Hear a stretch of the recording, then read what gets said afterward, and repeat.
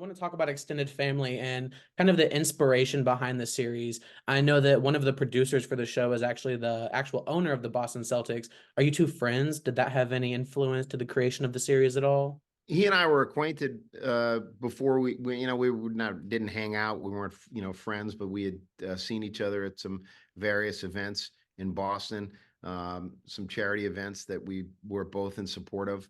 Wick Grousbeck always loved the Celtics, and he has a reputation of being a great guy. And so when he came together with Tom Werner, who is the owner of the Celtics and is a friend of mine and somebody that I've worked with for the last 10 years, when he said, we have the idea for a sitcom based on my life, I was like, wow. I mean, I was born in Boston. I grew up in New Hampshire. I'm a big Red Sox fan. I'm a big Celtics fan. So I was just thinking maybe I can get some good tickets out of this. But here we are. We're making now a series. It is based on Wick Grousbeck, the owner of the Celtics, his real life. He married a woman named Amelia Fazzolari, who had a previous marriage with a guy named George Gear. They have two kids. And what I thought was so wonderful about this premise is that these three adults are trying to have a post-divorce life that is less disruptive for the kids. They were really thinking of the kids first and trying to think about what is a way in which we can not look at divorce as something that is bad, discord. I mean, look, I don't think anybody goes into a marriage hoping that they get divorced, but we all know plenty of people who, as they grow through their years, realize either they grow into it being a different person, the expectations that they have in that marriage don't pan out, or just it's time for incompatibility just increases. And yet they still have the same goal, which is to provide a loving, stable environment. Hopefully, I mean, obviously, I know that getting divorced seems like it's instabilizing or destabilizing for kids, but I think that that's where the premise of the show came from. Their real life. They wanted to not look at one another. This is the divorced couple, George and Amelia. They did not want to look at one another as these stereotypical exes that they can't get along and that they hate and that they don't ever want to see again, which is, a lot of when people get divorced, they're getting divorced to get away from the other person. They're not getting divorced to spend more time with the person. However, when they have kids, they want to still be there for each other. And so I think I really applaud how the real life couple is, and what we're trying to show in this relationship is that they're all trying to navigate this space. People are doing this all over the world right now.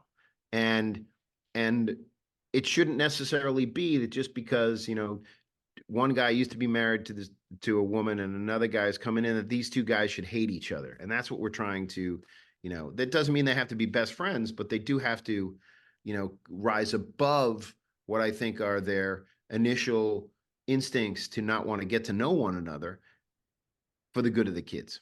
I think that's partly what makes the show so unique. I don't feel like we've actually seen this type of dynamic relationship on screen before. I Normally agree. it's trying to hate each other, one up one another, but these two are actually actively working with one another to make sure that the family is put up on a step stool and like number one.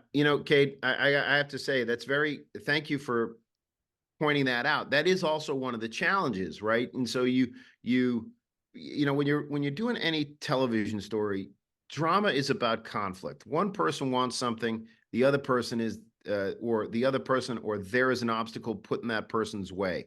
Whether it's done comedically or whether it's done dramatically, that's how you break stories, because that's what you're watching, right?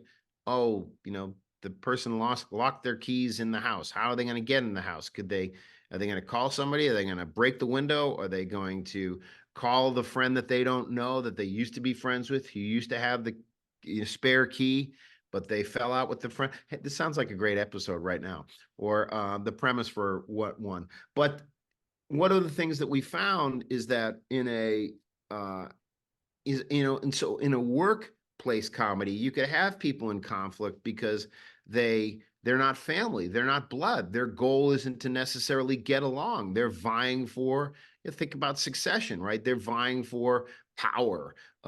This is a family that the whole reason for the setup of the nest, which is one place where the kids stay and the parents are the ones who come and go, you know, that's all about trying to constantly get along and not have disruptions.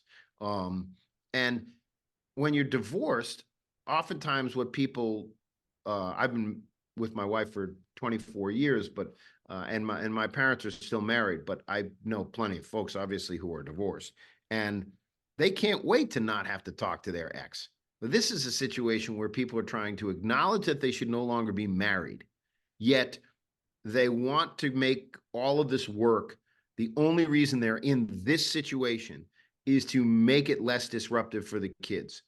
Part of what we're acknowledging is that divorce is real and doesn't necessarily have to be antagonistic, even though there are still reasons for it to be antagonistic. So What can fans expect from the remaining episodes of season 1? uh, they can expect more comedy and more just more embracing of the aspects of human folly where a group of people have to come together and solve these problems together. We've got some great episodes coming up that deal with, what happens when the schedule gets messed up and everyone can't be in two places at once. What happens when, as I know parents relate to this and kids, what happens when you think you're going to have a great sleepover and then suddenly heartbreak enters into the situation? How do you solve those problems?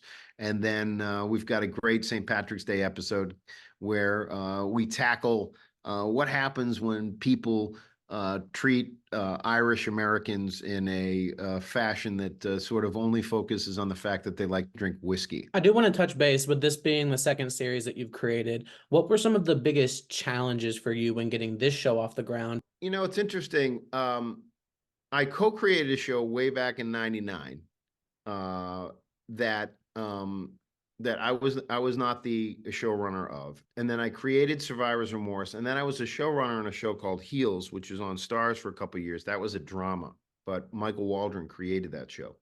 Um, I think that all of those experiences, and then I was a writer producer on Shameless for many years. That really helped me because I was working with John Wells. I really learned a lot from him about how to run a show and work on a show. I think that multicams are extremely different. Those shows that I just mentioned, Survivor's Remorse was a single camera show that we did 4 seasons of that for Stars. That was shot in Atlanta. Heels was shot in Atlanta. That was a single camera dramatic show. This is a multicam shot in LA where every 5 days you're putting on a show in front of a live audience. And I had been an actor. I've done many multicam shows, many episodes of multicam shows. In particular, I was on a show called Yes Dear, which we did 122 of these. I had no conception of the absolute relentless threshing machine that doing a multicam sitcom is for writers. For actors, it can be really great. You have to learn your lines. You have to be, your days aren't necessarily long. On set, you certainly are going home and you have to learn all of these lines. And sometimes the lines are changing, certainly on this show, evening to evening. And the volume of those things can be profound. But I think one of the things that I learned through all of that is to be patient with the process of figuring it out. If you're trying to do a show that is unique, set in a unique premise, set in a unique setting with actors that you've not worked with before, all of those things are going to take some time for those things to cohere. And you have to really trust that continuing to put your best foot forward, continuing to try to refine, continuing to kind of make yourself available towards what are the strengths of the actors, what are the best things that they play. We have young actors on the show who are tremendous. all of those things, my preparation or my experience was prior to that, I think allowed me to not, I don't want to say not freak out, because I've been doing this for a long time. I don't think freaking out ever helps anyone, but it is a, it is a show where you're trying to put out high quality stuff, or what you believe to be high quality stuff, relentlessly in a short period of time. And we were on the heels, we were coming off the strike, and then we were making, I think we made 7 episodes, between the end of the strike and just about a week or two after Christmas. And so then you have the holidays in there. And so I don't know. Is that too long-winded of an answer? No, no, you could go on for the next 8 minutes and I'd be content. Yeah. Um, I think that, and so he takes the invitation and talks for 8 more minutes. No, I think that it's, my, there is something about multicams that I've learned through this process, that there is a lightness to them that is necessary, because people are watching them and they want to see themselves, or they want to see human folly rendered amusingly. They want to be with these people. They want these people to be happy. That's something that I can't think about too many multicams where people were looking for these characters to get their comeuppance week after week. And that's something that, when you're writing a television show or anything dramatic, you're always looking for the conflict. And I think that one of the things that we found is that having life be the generator of the conflict, in other words, a simple episode that we did, which is Jimmy forgets that there's a memo in his backpack where the date is changed for an upcoming event. And the date has now been changed for that upcoming event, and it now conflicts with the very important event for Grace. These are the two kids in the show, Grace and Jimmy. And so it's not like anyone deliberately, in the adults, mess this thing up, or doing it to be antagonistic to the other person, or is wielding power over them, or is trying to get back at them. But they have a situation where there's two big events. They both want to be there. How are they going to manage that? And I think people in real life relate to that when they're watching, because they understand what that's like. We have 3 kids in our family. I can't, if we have no control over whether or not the baseball game. In fact, our kids go, my 2 oldest kids go to 2 different universities. They have, my daughter, it's going to be her last year at her university. My son is going to be his second year. They have parents' weekend on the same weekend. They go to school on the East Coast. We can't go to both. Nothing to say about it. You can't change it. Well, we're going to, you can't get bummed out about it. Just, what are you going to do? And so a sitcom episode would be about, well, we're going to try to do these things, or we're going to try to get to both. And then you end up, we're going to go this, or the first day here, we're going to do that, we're going to do this, and then then something, it's disastrous, and it doesn't end up that you make either one of those 2 things, and the kids end up having a better time with you not being there. So that would be a sitcom episode about that. Not, you didn't tell me that, you lied to me about when the thing was, and that people don't want to see that. Listen, this is what I've learned anyways. Well, I know that you did mention about how viewers aren't really looking for these characters to get their comeuppance week after week. They're not looking for these hardships, but they're kind of looking for themselves in the characters and like to relate with them. And I feel like that's something that you guys have excelled at. I think it was episode 2 or episode 3 where Jimmy was playing the video game, the stab video game. Um, that reminded me so much of my brothers and my family. I just think that that's something that you guys are excelling at Well, wholeheartedly. thank you so much for saying that. I have like I said, I had a 19-year-old and I have a 16-year-old son, but 5 years ago they were playing Minecraft and Fortnite. And what I think that people who don't have, in particular boys, I know there's girl gamers too, but I will just say that if you're a 11-year-old boy, and this is a few years ago, and you are not playing Fortnite or good at Fortnite, you are missing out on an entire experience that the majority of boys are talking about. They're talking about it all the time.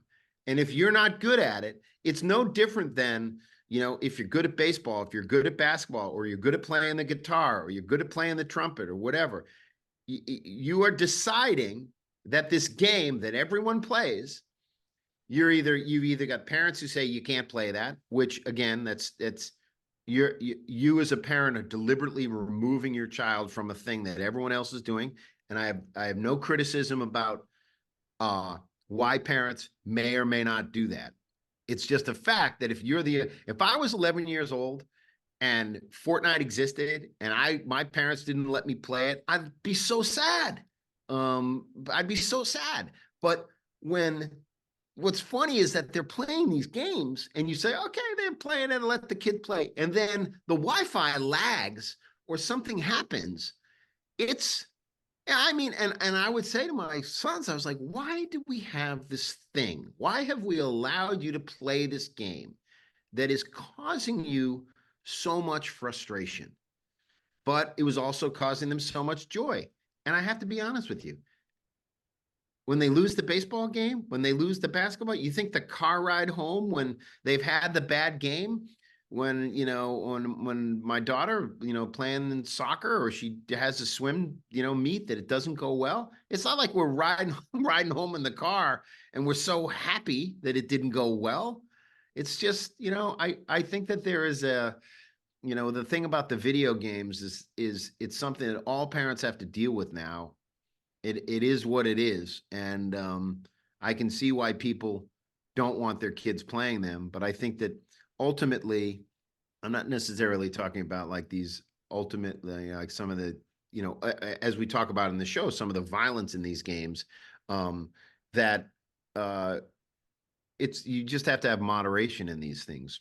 It's blown up into a whole other category, especially with people making it the careers and, making Yeah. a living off of it nowadays. It's interesting you say that, Kate. Let me just go to that point for a second. Like, so I would have friends so my kids are playing Minecraft and they want to get good at Minecraft. And so they're watching YouTubers play Minecraft and Fortnite. And I remember because my kid met some of these guys.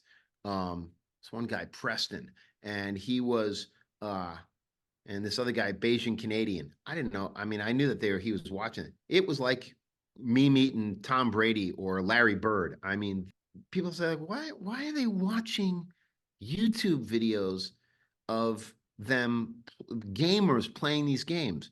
And you know what my answer was? Why are you watching Tiger Woods play golf? Why are you watching Tom Brady play football? It's because we love to see people doing things that we want to do, play these things well.